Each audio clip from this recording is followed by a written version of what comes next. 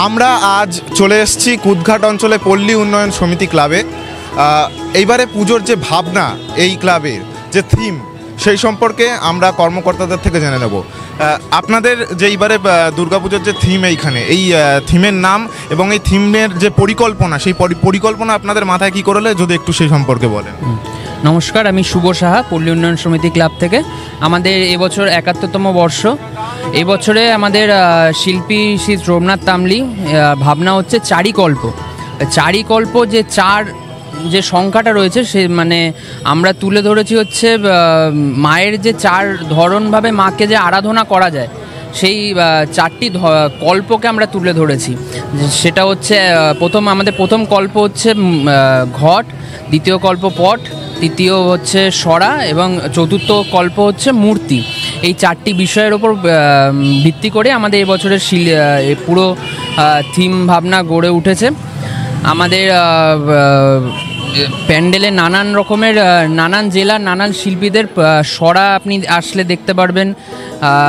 বিশেষ করে পটচিত্রের মধ্যে রয়েছে বিশিষ্ট পটচিত্র শিল্পী শ্রীমতী কৃপাময়ী কর্মকারের পট আমরা আমাদের প্যান্ডেল রেখেছি। তিনি এখানে এসে নিজের হাতে সেটাকে তৈরি করেছেন। যেই পটে এখনও বাঁকুড়া জেলার জামকুড়ি রাজবাড়িতে এখনও সেই পটেই পুজো হয়, সেই পট আমাদের প্যান্ডেলে রয়েছে। এছাড়াও হাটসেরেন্দির পট, শীতলা পট, যেটা কলকাতার আশা করি 90% মানুষ দেখেনি কখনো, শীতলা পট আমরা রেখেছি। আর আমাদের যে আউটার স্ট্রাকচারটা, মানে পুরো প্যান্ডেলের স্ট্রাকচারটা আমরা ঘটের শেপ দিয়েছি, যেটা আমাদের শিল্পী পুরো এক্সিটটা আমাদের পেছন দিয়ে হচ্ছে পুরো 3 ডাইমেনশনাল একটা এফেক্ট আছে পুরো ঘরটার রয়েছে। তো সবাইকে বলবো আসুন আমাদের প্যান্ডেল দেখতে। আশা করছি খুব ভালো লাগবে। সবাইকে আহ্বান রইল। মানে আপনাদের কাছে যে এই থিমটা আপনারা তুলে ধরেছেন, শুধুমাত্র আধ্যাত্মিকতা নয়, এছাড়াও বাংলার যে শিল্প, সেই শিল্পকেও কোথাও না কোথাও তুলে ধরার চেষ্টা।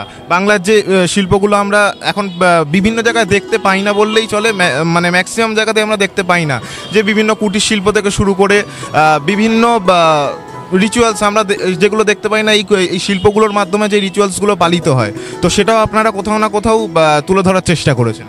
একদম, আমরা প্রতি বছরই আমাদের যে শিল্পী, সে প্রতি বছর একটা মানে লোকজ শিল্প যেটা রয়েছে, মানে গ্রাম বাংলার যে লোকজ শিল্প, রুরাল এরিয়ার শিল্প, সেই শিল্প প্রতি বছর, বিগত যে 5 বছর ধরে উনি কাজ করছেন, উনি প্রতি বছর কিছু না কিছু একটা শিল্পের ওপর ভিত্তি করে পুরো বিষয়টাকে ভাবনা চিন্তা করেন। আগের বছর যেমন আমাদের মাদুর শিল্পের ওপর হয়েছিল, এবছর রয়েছে আপনার পট, ঘট, মানে পটচিত্র প্লাস সরা, এইসবের ওপর ভিত্তি করেই পুরো এটা হয়েছে। তো আমরা চেষ্টা করি যে শিল্পগুলো, লোকজ শিল্পগুলো হারিয়ে যাচ্ছে, মানুষ জানতে পারছে না সেই শিল্পগুলোর ব্যাপারে, সেই শিল্পগুলো এখানে আসলে আপনারা দেখতে পারবেন, চাক্ষুষ দেখতে পারবেন। আর সেটার যে মানে ধরন কিভাবে, মানে কতটা সুন্দর হতে পারে, সেটা আপনারা খুব ভালো মতন এখানে আসলে দেখতে পারবেন। ধন্যবাদ। এইখানে যে থিম, এই থিমটা কেমন লাগলো? ভালোই লেগেছে। পুরোনো দিনের পটচিত্র, লক্ষ্মীর, তারপরে অন্য দেবদেবীর ওপরে পটচিত্র আঁকা সত্যিই ভালো লেগেছে। নতুন ধরনের উদ্যোগ এটা, আর এটা অনেক পুরনো দিনের জিনিস।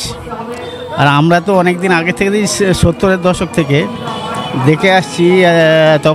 এখনকার থিম অনেক বদলে গেছে, এখন সব থিমের পুজো ম্যাক্সিমাম। মানে আপনাদের সময় যে দুর্গাপুজো ছিল, সেই সময় এই দুর্গাপুজোয় কতটা পরিবর্তন দেখতে পাচ্ছি? পরিবর্তন হয়ে গেছে প্রায়। আমরা তো এই 70-71 বছর বয়স হয়ে গেল, পরিবর্তন তো অনেক এসেছে। এখনও সময়ের তালে তালে, যুগের তালে তালে বদলাবে, এটাই প্রকৃতির নিয়ম, ওটা মানিয়ে নিতে হবে সবাইকে। খারাপ বললেও কিছু নেই, সবই ভালো। প্রত্যেকটা জিনিসের দেখার আলাদা চোখ থাকা চাই। যেমনটা আপনারা দেখতে পাচ্ছেন, এই থিম শুধুমাত্র আধ্যাত্মিকতা নয়, কোথাও না কোথাও গিয়ে হারিয়ে যাওয়া বিভিন্ন শিল্পেরও বহিঃপ্রকাশ। ক্যামেরার শুভব্রতর সঙ্গে আমি স্নেহাশিস ভট্টাচার্য, ডিবি নিউজ কলকাতা।